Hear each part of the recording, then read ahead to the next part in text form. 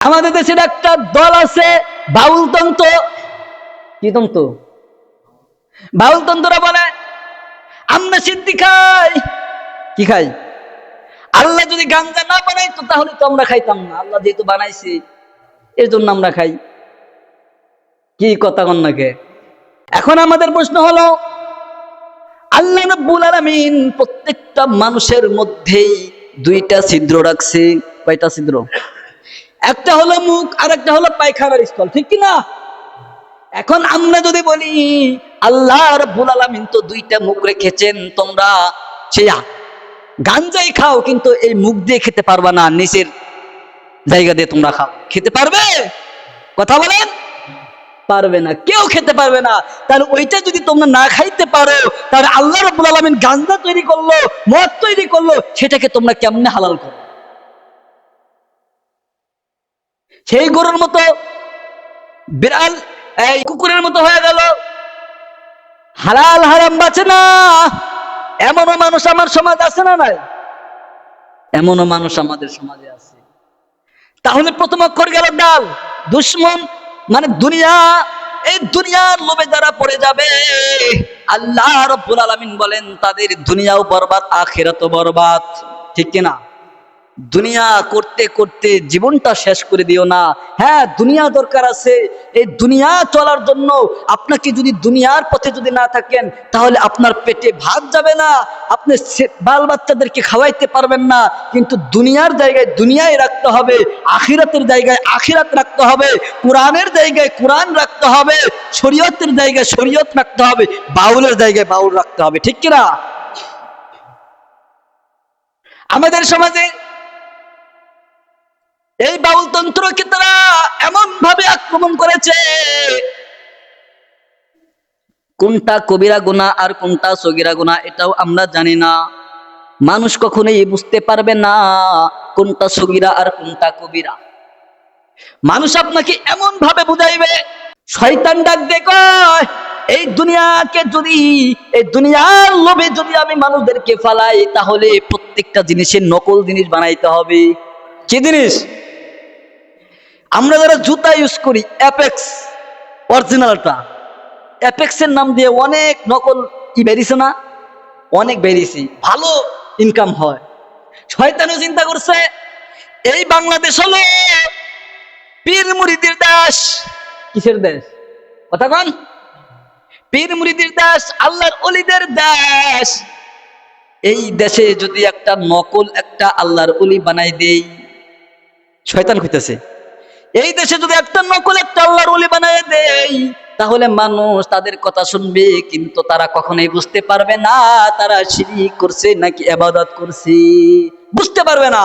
শয়তান চিন্তা করলো এই দেশে তুই এত আল্লাহর ওলি, এই দেশে তুই এত আল্লাহওয়ালা, এত আলেম, তাহলে এই যুগেও একটা নকল আল্লাহর ওলি বানাই দেই।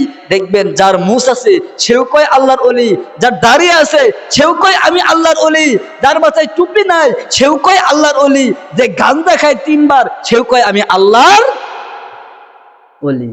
কিন্তু আমাদের বাঙালির একটা স্বভাব আছে যে হুজুগে বাঙালি।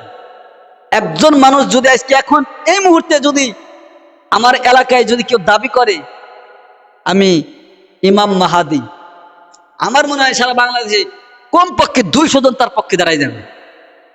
কয়জন? 200 জন তার পক্ষে দাঁড়াই যাবে। ভালো মন্দ যাচাই করার জ্ঞান তাদের নাই। তাহলে ভাই আমার বলতেছিলাম, বাউল শিল্পী যারা আছে, সেই শয়তান চিন্তা করলো আমি এই আল্লাহর ওয়ালাদের বেশে আমি একটা নকল আল্লাহর ওলি বানাই দেই। বাউল শিল্পীদের মধ্যে আল্লাহর ওলি আছে না নাই?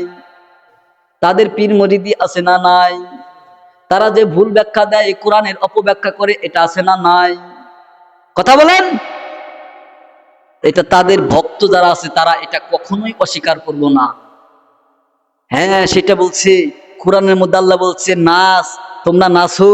আল্লাহ রাব্বুল আলামিন কোরআনের মধ্যে বলেছেন কুল আউযু বিরাব্বিন নাস। আল্লাহ নাচতে কইছে, দিই তো আল্লাহ নাচ কইছে।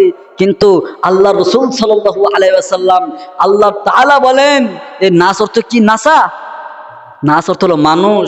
কুল আউযু বিরাব্বিন নাস, কুল হে নবী আপনি বলে দিন, কুল আউযু আমি আমি আউযু আমি কি আশ্রয় চাই বিরাব্বিন নাস মানুষের প্রতিপালকের কাছে। মানুষের প্রতিপালক কে? আল্লাহ, ঠিক কিনা? এটা হবে অর্থ। আর আপনি অপব্যাখ্যা করে দিলেন যে আল্লাহ তাআলা নাচতে কইছে তাই নাসি। কুল আউযু বিরাব্বিন নাস মালিকিন নাস ইলাহিন নাস মিন শাররিল ওয়াসওয়াসিল খান্নাস আল্লাযী ওয়াসওয়িসু ফি সুদুরিন নাস। আল্লাহ রাব্বুল আলামিন ফি সুদুরিন নাস বলে নাচতে কইছে। নাউযুবিল্লাহ কোন। এত বড় জঘন্য একটা বক্তব্য দেওয়ার পর তার সামনে মানুষের ছিল না, হাজার হাজার মানুষ ছিল, একটা মানুষ প্রতিবাদ করছে।